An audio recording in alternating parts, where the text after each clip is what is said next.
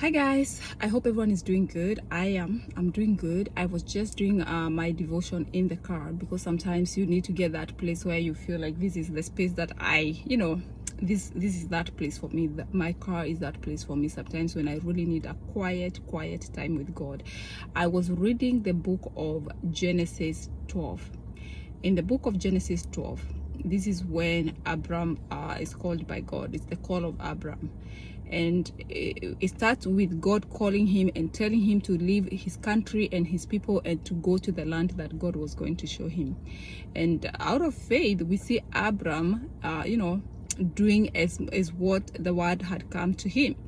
And he's given a couple promises, about 6 promises by God at this point. And he sets out and he takes his wife and the riches they had acquired in Haran, and he takes his the Bible says that he takes his nephew too, Lot. We see they goes down and they settle down near Bethel, near Ai. And I don't know why, in most cases, when you're given a word by God, I don't know why most times it is followed up by a temptation. Because we see now, after they get to the land where they settles down, the Bible says in chapter 12 verse 10 that the land was hit by a severe famine.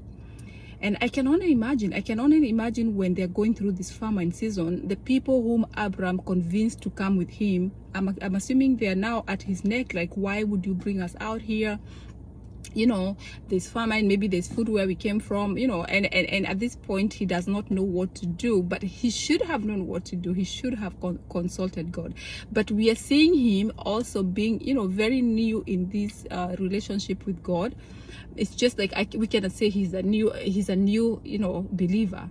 So instead of consulting God when this happened, which is what most of us do, he chose to take things into his own hands, which is what most of us do. We always feel like, oh, if God is not coming through, it's about time for me to help him. And he decides to head to Egypt, the land of Egypt, because there was food there. And he's operating from a place of fear. I don't blame him. We do that all the time.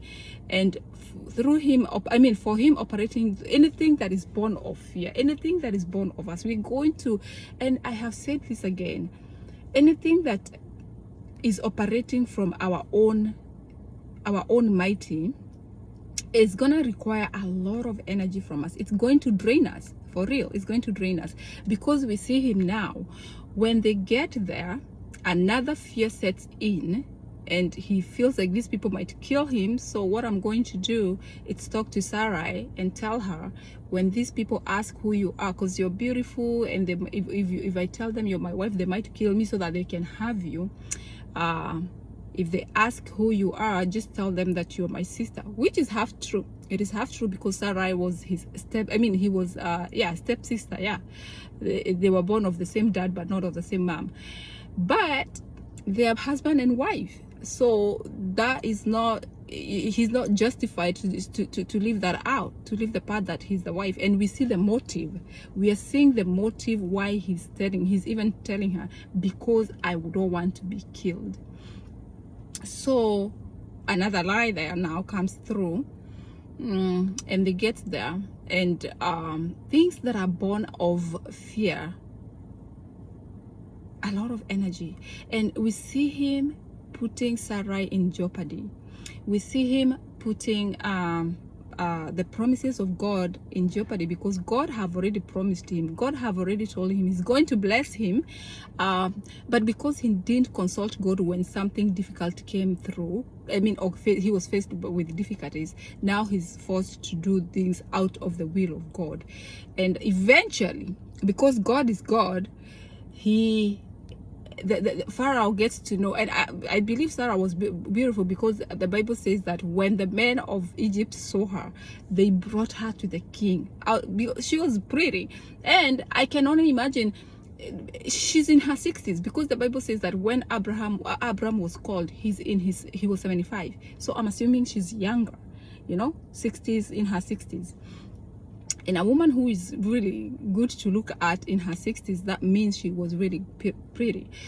But now at some point, actually, because of Sarah's beauty, Abram is given wealth by the Egyptians because of the wife. But we see that at some point Pharaoh will know that it's a lie, and he gets so pissed off with he gets pissed off with Abram and sends him off. But can you imagine the shame? This man who have come and have gained because favor, I would assume he had gained favor for them to even give him riches and all this and all that. He's chased out of the place also because of the lie, and it's shameful. Sometimes when you lie, when you get caught, they're sitting you down, you did this, you say that is not a good space to be in. So he is chased out, and guess what? He goes back to the land where they had started. And when they get there, it's when he does what he should have done in the beginning, consulting God. It says here,